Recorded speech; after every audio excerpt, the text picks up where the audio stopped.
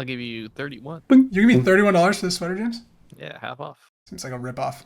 Well, it's gonna be third time weared, so you right. gotta keep cutting the price. If I'm gonna donate this that was sweater to the store, 120. That's a good point. All right, James, you've sold me. Wait till Ringo dies and sell it for 70. You'll be fine. You think Ringo or Paul's going first, Ted? Paul, I think so too. Paul's looking old. Paul's gonna fall. Okay, before we start this podcast, I mean, this could be part of the show, but I had friends in college. I think maybe I've told you this, Ted. Wow, you did. Wow. I did. I had friends in college. All right, and so let's start the show. No, anyways, there was these guys in my improv group, and they all lived together, and they had 4 individual pictures of the Beatles on their wall, and they had X's drawn over the ones that had died. nice. That's pretty dark. Rough. It's really fucking weird. Man. But it's been in this brain forever. Good thing they didn't really like Leonard Skinner. Or the Ramones that have 45 pictures. There's a lot of Ramones. What other bands have all died? Well, the Ramones just kept having someone die, and then they would just replace them and add a new, like, Timmy Ramone. Yeah, right, new Ramone. Cool, and new bass player. Yep. Tap him in. Hello, and welcome back to the Sidescape Gaming Podcast, episode 113. I'm your host, Jake Burke, and joined, as always, by James St. Charles and Ted Libby. I got a heater. Whoa. I got a heater for podcasting because it got so freaking cold in my room last week. I was frigid. Frigid. Well, that's why you were on your game a little last week. You were doing really well. You think your performance is going to drop? Yeah, well, right. Yeah. Yes, it only downhill from here. Have you heard of the phenomenon, Ted, and James I'm sure has, of the young NFL players that performance dips the week after Call of Duty comes out?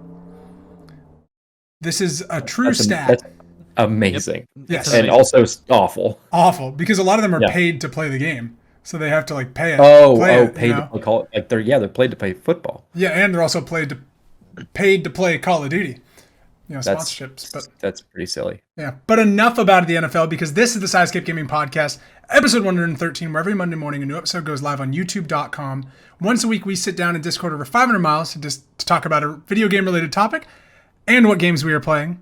This week, we're going to talk about some indie games, and then we're going to talk about a little bit about God of War Ragnarok, and then we're going to talk about God of War. Just the whole dang series. And all of God. All of the gods of war, the 2 places he's been, and the many gods he's killed.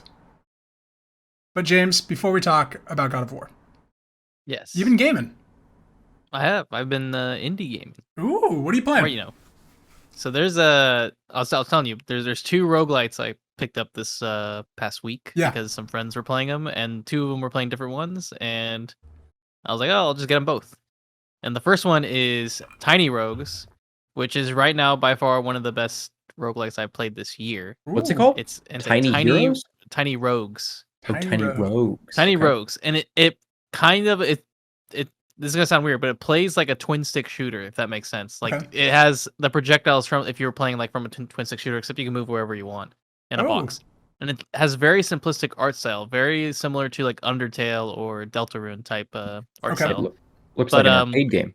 Yeah, but it plays like a roguelike, and there's different classes that you can unlock, and it has the leveling up system similar to Vampire Survivors. Which you just do a run. I need to play that. I have it, but I need to play it. Yeah. I was going to say that's on Game Pass. Oh, is it? Oh, it is. Mm-hmm. Yeah. And on console. If anyone's interested. Vampire Survivor. And Vampire Survivor has like a really interesting loop where you just play, collect money, and then unlock stuff to help you through the run. So it's very much a roguelite, not a and so you have to keep you could win on a second run. I had a friend do it, but it's very hard. So right now I've done 3 runs. And you have to beat 10 floors. So once you beat 10 floors, you've basically beaten it, and then you get an auto death type screen. I think there's a way to get around it, but it's very similar to Vampire Survivors in that sense, where you die after 30 minutes in that game. But why this game has really caught me is because it has magic, melee, it has all these different items and abilities, and you can really make your character broken, which is a fun thing to do in these roguelike games. Yeah. So I've done a magic build, I've done a melee build, I've tried all these different ones, and they're when you go through these rooms, again, very simply, you only have 2 choices. Like you can get money, you can get items, there's like a bar where you can like get a drink and talk with different people, and they're like, "Hey, I got this item for you," and you can buy it off them. Okay. It has this really like unique style to it, and it's pretty good. It's cheap. Tiny Rogues. Tiny Rogues. Yeah. Okay. And what's the gameplay look like? Like, can you paint $6. a somewhat picture? Okay, so picture just a black background and a very simply drawn box and just very simple, item box. And it plays better on mouse and keyboard, but you can play it on Steam Deck. It's just plays like a twin stick shooter, so you can only aim like a twin stick. Yeah, it genuinely looks like a arcade game. Like and very basic pixely art, black background. I was gonna say it's like an Undertale type of. Gotcha. I see what you're saying. Okay. But yeah, in that setting, and the objects come at you like, I don't know how to explain, but like a twin stick shooter. Like there's just a bunch of projectiles coming at you to dodge them all. It gets tough. Okay. But you get broken, you get items, you get all this stuff. You can get hearts. So the system is very much familiar, but also a little bit different. That's why I liked it. It's something new, but not really much. It looks fun. It's very fun. Yeah. Did it come out this year? A couple months ago, I think. Okay. Or a month ago. September of 2022. Yeah. And it just recently got like traction, so I picked up that one. Okay. And then the next game. So this one, I don't think. Maybe Ted, you'll like it, but Jake, I don't think this is up your alley. This game is like an RTS roguelike. Which is maybe you'll like it. Maybe. But yeah. What's it called? So Ted, picture RTS roguelike with Civ type mechanics. It's called Against the Storm. And so how this game works is that is a good band name. Yeah, it's a great game. But how this game works is like you start out by picking an area. So you go to an area and you have to build up your sort of village around this hearth. Well, it looks very Warcraft 3-esque. I was about to say that, yeah. It could be like Warcraft 3. That's what I'd say. But it's definitely built around this like roguelike type of discovery. And or roguelite. You have to keep getting materials. And so the goal of the game is you have to complete all these requests or tasks from the queen before she gets too angry. If she gets too angry, you lose. So there's like a quest bar that you fill up, and there's a queen's anger bar, and your goal is to try and fill up your quest bar before the queen gets anger. That's awesome. That's the goal. But how it works is you have to get materials. So you build certain things to get wood, to chop down wood. You have to get villagers. You have to make sure the villagers are happy, make sure they're fed. So that you have to build shelters, taverns. You can do trade. And as you're expanding your hearth out, you can venture around the map in different areas. And so some areas are like cursed. They'll have like a little effect, which will be there could be a curse that'll kill a villager every 5 minutes, something like that. There's ones where it'll just have like a little like cache, and you can send a villager there and grab some stuff. It's a pretty time-consuming game. It's very much laid back, but it's the complete opposite of Tiny Rogues. Like nothing, not fast-paced, not shooting weapons. Yeah, you're just building up your little village, making sure your villagers are happy. There's like 3 different races. Is there RTS combat, or is it more of like a settlement? I haven't had any combat. Fun. Okay. Yeah. There's no combat. Cool. It's basically like a settlement builder, not like a city sim, but you build up your settlement. Yeah, like a Banished. Yeah, anyone remembers Banished. But it'll have like random areas to look at. So that's where the rogueness comes from, because you're not going to start the same every single time. Mm-hmm. Except you could build up your cache, which is like your warehouse, and you could have a bunch of starting materials. And if you don't have a bunch of starting materials, you have to go out and search for them. And so that's what I'm at. I'm trying to like gather a bunch of materials, and then. But if you lose to this anger meter, then you're restarting from ground zero. You'll keep all the stuff you collected. Okay. Yeah, so it's not a complete loss, but you won't win. Gotcha. And what you want to do is you want to keep winning so you can expand the map and get to more areas. Okay, I understand. Your goal is to basically beat the storm. There's like a little storm that like affects your play. Okay. But yeah, and the queen's like, hey, I need all this stuff, and it'll be like clothes. It'll be like make your people happier, and you get queen's reputation. Oh, okay. But yeah, that game's. I think they're both around the same price. Can't quite remember. One of them might be $20. Against one of them Storm might be $13. is $20. Yeah. They're both considered early access. But against this, they're both early access. But I tried them out because they were pretty much like in my term. my view, they're really complete games, both of them. Mm-hmm. Very cool. Tiny Rogues, it's like Vampire Survivors, where you can just add a little bit more, maybe add a new class. That's nothing too much. Against the Storm, it'll probably be like add more areas or items, but it's well polished. It feels like I'm playing like a Civ, but RTS, like Warcraft 3. I'm kind of interested in that. That sounds kind of fun.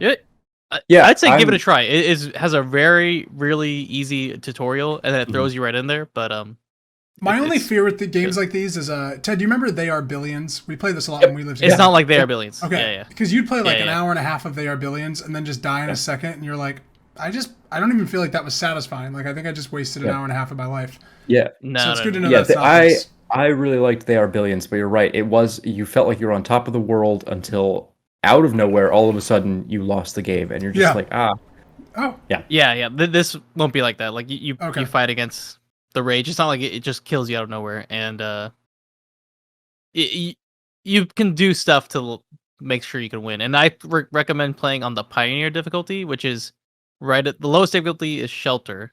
Okay. But the problem is if you play on Shelter, you won't get as many resources. Right. And if you're trying to just the game is like trying to get as many resources as possible, and you need to complete all your tasks. Go Pioneer so you can get a little bit more, and it's not the difficulty spec does nothing because there's no enemies. Yeah. There's just little curses. So very cool. It's fun. I like both. It a lot. Yeah, both games are good. I do recommend both, but they just completely different styles. So if you want something like fast paced, nice action, Tiny Rogues. If you want something low key, a little bit really chill, like you're playing Civ Against the Storm. If I had to choose between Tiny Rogues and Vampire Survivors, what would you recommend? Tiny Rogues. Really? Yeah. Vampire Survivors is like you sit there and then do nothing. You just walk around. Tiny Rogues, you at least will have to do something against the enemies. Okay. Yeah, Vampire Survivors, you just walk around. Very cool. And then your items do everything for you. It's not too engaging, but yeah. That's what I'd say. Nice. Yeah, some fun indie games. There you go, fun indie games. Ted, have you been playing anything besides Marvel Snap? I'm back on the Snap. I can't believe you got that. Yeah, I got out and you got in. Well, I just wanted there is an end to the tunnel. A lot of people were complaining that like they feel stuck in this like people who are playing it. He's chasing the dragon, James. He's chasing the dragon. There's an end. I can catch the dragon. Level 1000. Once you hit like in the late 500s on your character level, you start just always getting cards. They're gonna run out of cards eventually, Ted. So don't believe that. Yeah, exactly. So like, but like I'm now at a point where I'm just getting cards pretty much all the time. I'm filling out all of the half decks that you build, and you're like, man, I wish I had the rest of these. Yeah. I'm starting to get all those. A lot of fun. However, I am now in the real like player pool where just like anything goes. There's no restrictions. Okay. So the deck I'm going against decks that I've never seen before, and I'm like confidently going in, and then realizing I have no idea what I'm doing. It's a lot of fun. I'm kind of just playing the daily quests. I'm not grinding that 100. There's just too much work involved, and I don't win enough. James, between you and I think he's grinding. Like I think he's like really back on the wagon. It looked like he was playing a lot. Like he was playing earlier, like waiting for the podcast. He's like played like 3 games, and like I think he's grinding.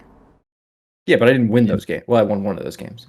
Allegedly. I'm just saying. Allegedly, he tied. Yeah, I won. A tie's a win in British soccer. Ted, how do you feel about that? That's okay. That makes me cultured. Not in this country. We don't tie. That's true. America does not like ties. We don't like ties. Ruin your tiebreakers. Yeah, my roommate and I got back into Elden Ring.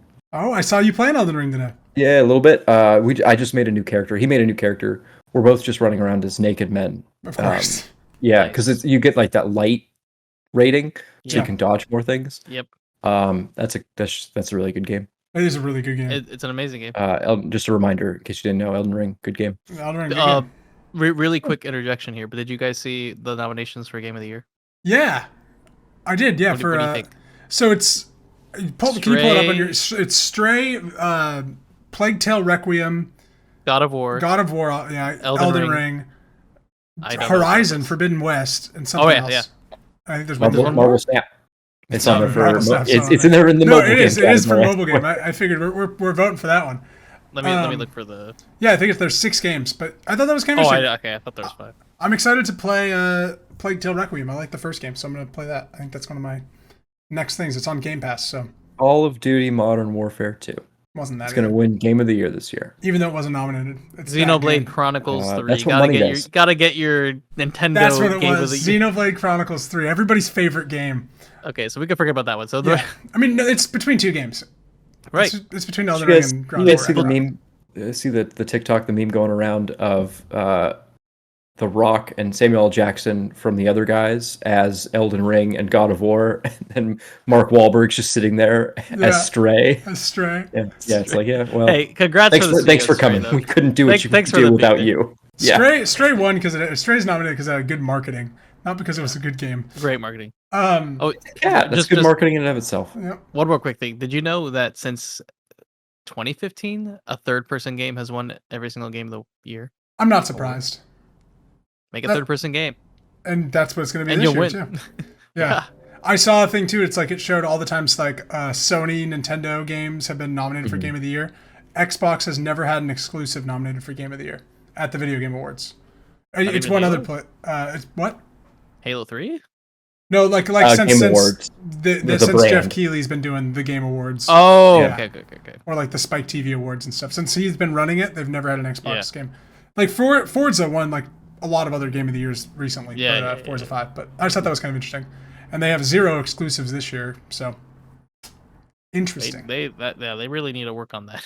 Yeah, we'll have Starfield next year. Well, I think this would be a great segue into talking about God of War. Well, I figured we're going to talk a lot about Warzone 2.0 next week. I figured that'd be kind of one of the bigger topics. I think we'll all kind of jump into that soon. I played a few games. It's very good. It's very different than the old Warzone, so that's kind of interesting. There's a backpack system. There's stuff. Ted, what are you saying? I don't like it. We'll talk about it later. You played some? I have played some. Okay, cool. Yeah, we'll talk about it at the end of the show then. God of War. That's our topic. The other Elden Ring to God of War Ragnarok. I've often said that's what James and I are. James is the Elden Ring to my God of War Ragnarok. I've beaten God of War Ragnarok. Oh, you did? Jesus Christ. I thought you were 27 hours in about 8 days. I mean, that's actually not too bad. No, could be worse. Yeah. I was just dedicated. We will talk. Well, James and I will have beaten it, and we'll have a big old talk about it. I figured we're gonna need to. We'll do the full review. Have you played any of it, James? No. Okay. But it's just because I've been really busy. Yeah, I'm definitely that's going to totally play this weekend. I'm not mad. I like how you texted me this weekend about like how you kind of thought I was gonna be mad at you that you hadn't played it. I'm so sorry. I have not played any God of War Ragnarok. Yeah. Totally fine. It's a great game. I don't really want to talk a lot about it because I want you to play it and be surprised by it and stuff. But the thing I talked about it with Gunnar today when we were playing Call of Duty was it's the biggest blockbuster game I've ever played. It feels like it feels like a really good MCU movie in a weird it's very polished. I've heard the story is amazing. Yeah, the story's awesome. The where you go through the characters, it feels much grand. It's very grand opposed to God of War 2018 was very small. In a sense. God of War 2018 as being small. But like compared to this, like you would like this game is like fucking wartime. Like, to the very small little what God of War 2018 was walking up, your mission in God of War 2018 to this mission is vastly different. So what you're saying is this is God of War, the previous one was God of Conflict. Exactly. Yeah, God of Tension. Yeah. So we will talk about God of War Ragnarok, but it's a phenomenal game. I'm still playing all the side quest stuff, going through. There's actually stuff that happens at like the end of the game. There are new missions, which I thought was really cool and unique to kind of an open world game of like continuing the story past the main story, which was kind of cool. So I've really appreciated all of that and little moments and kind of resolutions and stuff. But phenomenal, great game. Jesus Christ. God of War series. I want to ask you Please. For the game. Do you think it'll win Game of the Year? That's I'm not trying to. I don't think it will. I think Elden Ring has just cemented itself into a stratosphere unto itself, to a point like where it's just pop culture now is Elden Ring in a weird way this year. Personally, I've been thinking a lot about that of did I enjoy my 27 hours more than the 80 hours with Elden Ring, which is a weird kind of comparison. But exactly. My type of game is that third person action story game. So God of War Ragnarok is my type of game opposed to this Souls, RPG thing. But not really, no real story there, or very confusing story. Yeah, there is a story. It's just really hard to understand. Yeah. I don't know. I don't know which is the better game. They're so different. Right. Despite being That's third why person this is open at least we have this kind of year instead of like like a Star Wars Jedi Fallen Order. Order and Control or whatever. Yeah, or Control. Yeah, Those are both great games. They're both great games, but like there was nothing else against it. It was like those two. That's kind of this year too. There's these two games. I mean, I know you didn't like Horizon, but I mean it's still up there. And yeah, that's true. And then there's Stray. I think like that's like for I don't me. know why Stray get up there. Stray's just because it's a cat. Let's be honest. Yeah. This is a whole different conversation, but Horizon like felt like they just made more Horizon and did it, and it's bigger and bigger and bigger. Where like this God of War Ragnarok feels like more refined, like, and then they've taken all the stuff that works and like added stuff on top of it, even to like the point of like different combat moves now do different things because it's bigger, and like that's kind of interesting to me. That studio is unstoppable. I'd say they work really well, and I'm excited for the next project that Corey's working on. I'm excited for whatever Corey Barlog's working on too. Yeah, because it's surprising. I mean, I feel like he definitely is. I don't know if he was a producer or he was definitely a creative director, I believe, of this. Yeah, he was a part of this one, but he wasn't the main. But I think that's fine because like he can do his own thing. But yeah, it's great that it was handed off to someone else, and it's still a great game. It's not like it just fell off. No, they're not going to deliver a bad game. And in Ragnarok, man, like just the writing, because I believe Cory Barlog, like they wrote most of the story for this game, like even in 2018. Right. The writing in this game is so strong, but the characters, like the acting, dude, Odin. Oh yeah. Odin, who is obviously in the game, is phenomenal. He's played by a guy from The West Wing. Like he is a politician. It's just so fascinating how they've portrayed Odin opposed to like Anthony Hopkins' Odin from the Thor movies. It's really cool. Same with Thor. Like Thor is completely different than Chris Hemsworth. He's like this drunkard. It's really cool. I can't wait for you guys. I love that. Yeah. James to play. Ted won't play it because Jets fan. I mean, if I get a PS5, just don't play PS5. Just play it on PS4. Apparently, it runs great. You got PS4? I'll give you my PS4, Ted. He's got a PS4. I've got a PS4. Do you have a PS4 Pro, James? You have a Japanese PS4. No, I do have a Japanese PS4. It's pretty sick. I got a PS4 Pro. Really? Yeah. Would you play? Would you buy yourself and play God of War Ragnarok on it? That's the only way I'm going to let you borrow it. Are you going to do this for the sake of the podcast, Ted? Bring it up. Sorry, Bring there's it a car next week. going off. Bring it up next week. Your car's getting stolen. It's not my car. If I got it on PS4, and this is just a good thing to know, if I bought it on PS4, do I get that PS5 code? I believe yes. Are we still doing that? I'm just curious. I believe it's the same thing that I believe that I own both the PS5 and PS4 versions of God of War Ragnarok for paying $70 on the Sony store. Oh, no shit. Okay. Yeah. So if you wanna do it, I'll bring it up. If you can play God of War Ragnarok, you can be in tune for the Game of the Year conversation. That being said, I'll play the first one and still be out of date. You must. There's a recap. You must play but the recap's not good. I played. I played the first chapter of the first God of War and really liked it. I wish I had a physical copy. I don't have the physical copy of the first one. I do. You've played all the first one, Ted, of the 2018? No. I played the first 2 chapters. Oh, I got to the Bifrost and went, "This is sick." I was house sitting for my parents, I think, so I was playing it on like a really little TV. And I like left and I was like, I'm definitely going to play this on the big TV. Yeah. And just didn't. And then Elden Ring came out. Oh, okay. Makes sense. Yeah. You have to play the first one. This is the most direct sequel I've played in a long time. Mm-hmm. Like it is just sequel where they just talk about everything that they've done in the first game and expect you to know it. Yeah. Right. Okay. I wanted to talk to you guys about this whole series in general. God of War. It started in 2005 with a game called God of War. They made a lot of these games. They made some mainline entries and a lot of PSP games and some mobile games. I'm going to go through them all really quick. Kratos has been in a lot of I never played any of the PSP games. But I'm curious. I want to know what you guys have all played and your experience with it and kind of your thoughts on God of War just in general. That's kind of what, because I'm kind of in a weird state. So God of War came out in 2005. 2007, you had God of War 2 and God of War Betrayal, which was like a mobile game. Chains of Olympus, which was, I think, a PSP game. God of War 3 came out on PS3 in 2010, followed by The Ghost of Sparta, which was a PSP game. Then you had God of War The Origins Collection, which was 1 and 2 on PS3. You had God of War Ascension, which was another PSP game or a PS Vita game. And then that was in 2013. And then all the way to 2018 was God of War the one that we know with Cory Barlog that directed it. He also directed God of War 2, and then now God of War Ragnarok.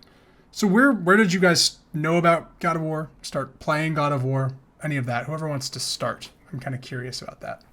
Nothing. Zero. I vividly remember God of War being a game that was not for kids. It was the game that parents were like, you can't play that shit. Yeah, exactly. Your older brother has a copy of it, but you're not allowed to play it because that game's that'll teach you violence. We can't have that. Right.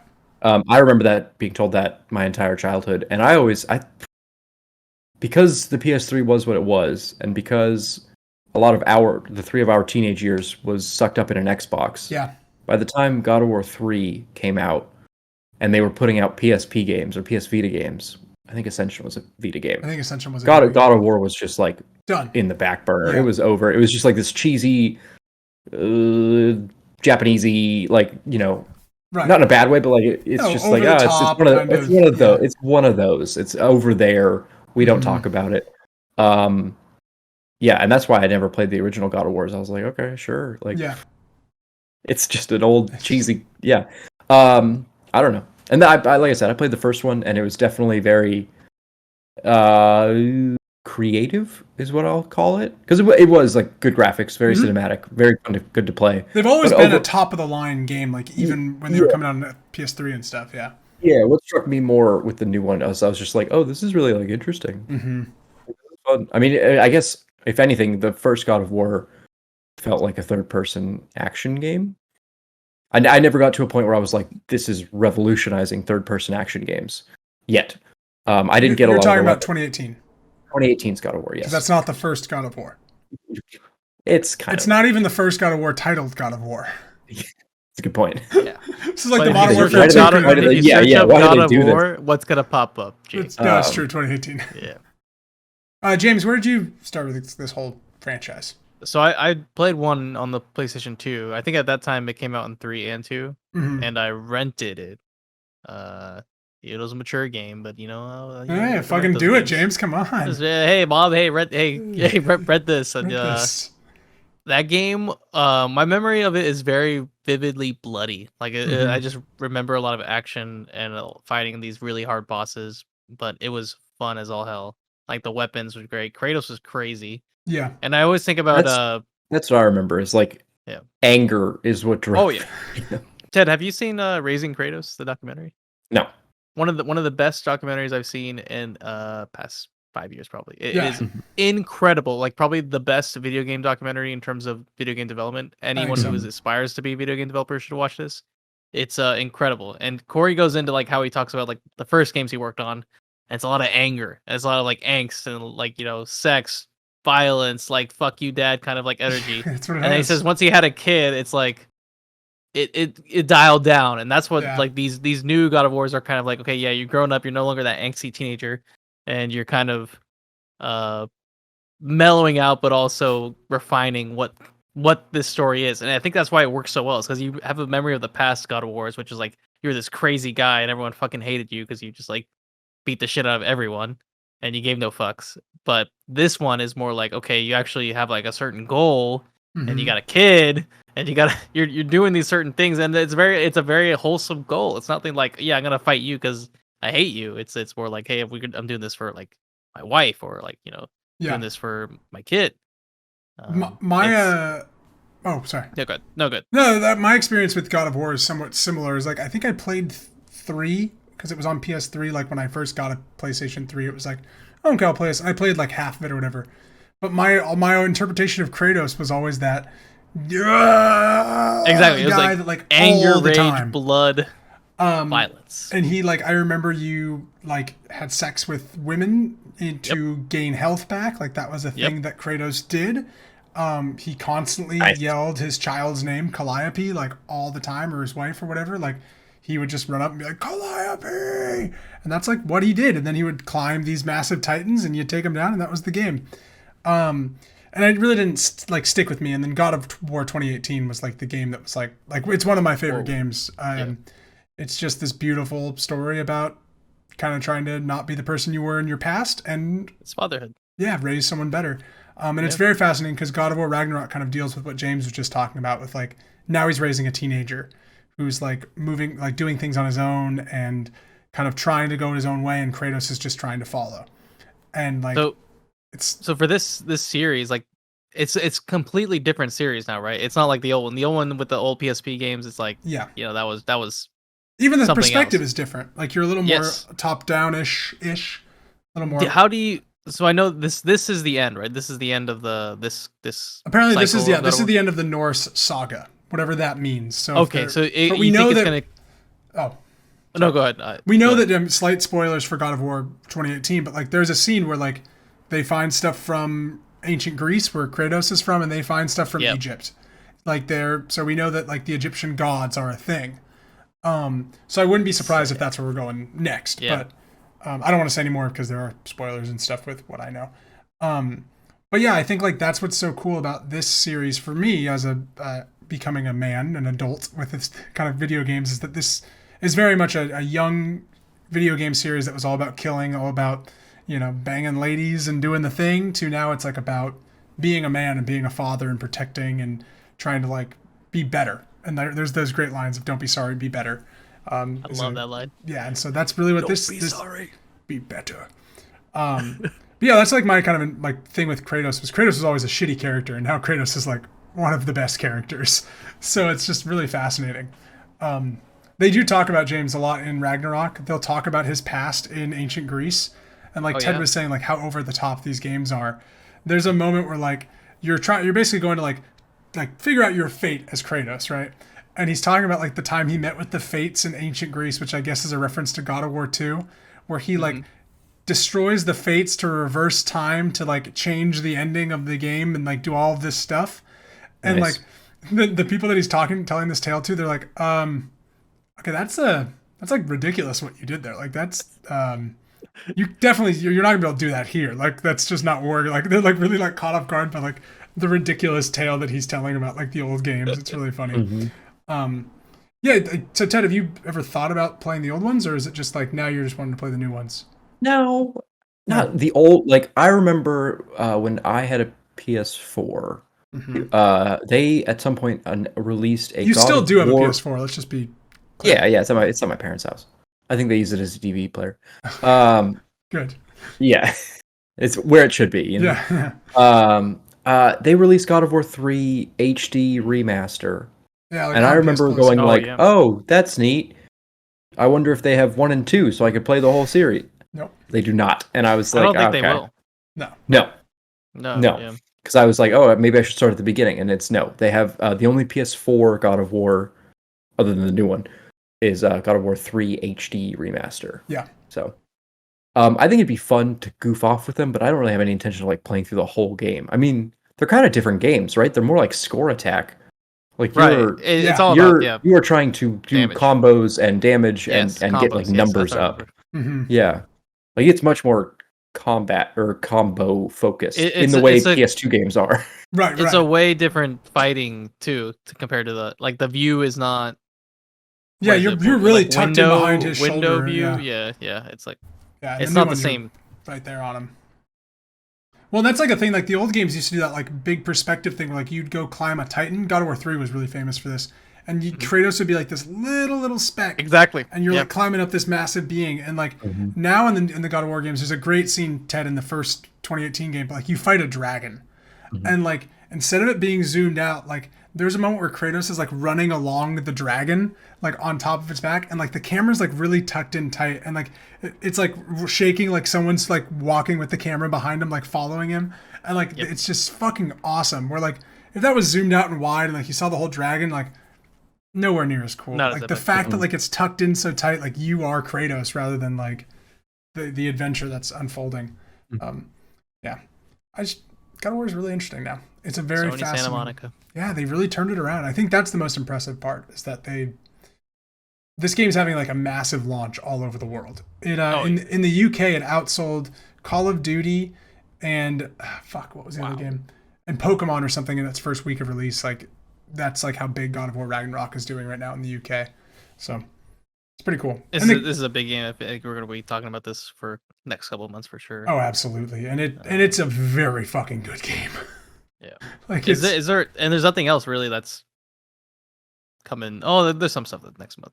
Yeah, you know the game I mean, this is not even about God of War. I'm gonna play Mario Rabbids Sparks of Hope. Right. I'm gonna do it. You don't want to play. Yeah, you don't have to play the first one. No, I'm not gonna play the first one. No. Yeah. This one's sci-fi.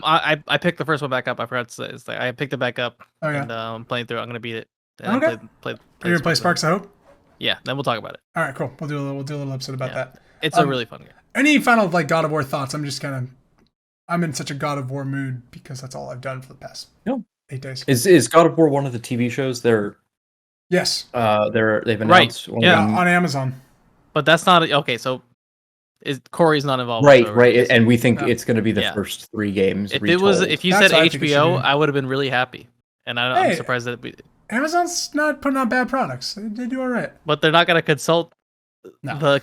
This is going to be a God of War that's like of old. It's not going to be the new one, right? No, I hope though, like what we were talking about last week when Ted just said is like that it's retelling his Greek story, so that can be then used. It's kind of crazy. Yeah, I know. Maybe they toned it down a bit, but I think every so often you just got to go into a room full of young naked ladies and heal himself. Regen his health. Yeah, regen his health. Come on. It was the 2000s. Times were different. Hell yeah. M used to be M, you know what I mean? Yeah, that's when Duke Nukem was a good guy, you know what I'm saying? Johnny Bravo was teaching our kids. Oh dear. Yeah. Are you excited for a Egyptian God of War? I think so. I just kind of feel like, I don't know, like to do Greece, then Norse, then Egypt just is following a very common mold. I think like but I don't know what else do you do? I think you got to do it. I think you got to do Egypt because that's like the big 3 pantheon. I mean, that's the Age of Mythology pantheons. Yeah, exactly. Exactly. I think you have to. Oh, sorry. Go to Mesoamerica. Let's try something new. I think the reason what is smart about these games using and I don't know about the old like God of War games, but really what they've done in 2018 in this game is like using like well-known things that we know of Norse mythology and like Thor and what Thor is supposed to be. I think also the MCU existing helps this game a lot because we now know what the Bifrost is without it having to be explained. Exactly. Like we know what Odin does and the All-Father means. Just go play Age of Mythology. Right. Easy. Heimdall is in this game. Heimdall's fucking awesome. I think like that helps it, but I think like having that cast of characters in Egypt is equally as cool. Like something like Anubis as a bad guy is really a really cool idea. So like I'm very excited for them to take on a different pantheon, especially with like kind of what I hope they're gonna do. I think that's very exciting. So we'll see. Cool. Yeah. Cool. But I definitely, I really recommend Ragnarok. Like Ted, if you can get through 2018 to Ragnarok, I think you'll really like it. Very good games. I think I will. Yeah. And they do that one camera shot thing the whole game, and just how they hide loads is like just so impressive. The game technically like never has a loading screen unless you die. That's the PS5 at like doing its job, right? But the first game didn't either. The first game you'll walk through like the tree, and like that's obviously loading the world, but like you're still moving around and like it doesn't show a screen. Cutscene loads are really, really great. That's what I'd say. And that's what happens a lot. Yeah. Like you're in the cutscene, but you don't realize it's loading takes you out into the load, and you're like, oh, I'm playing now. Yeah, I always love like just knowing like video game theft, like when you're moving like a block and like that's like this like 5-second animation to move a block to move through this passage. You're like, that's the load. They're hiding the load right there. Yeah. It's cool. I like that. Good job, guys. Yeah. Yeah, we'll definitely talk a lot more about God of War Ragnarok when you finish it, James. Sweet. Thank you so much for watching the 113th episode of the Sidescape Gaming Podcast. My name is Jake. That's Ted. That's James. And we will see you next week.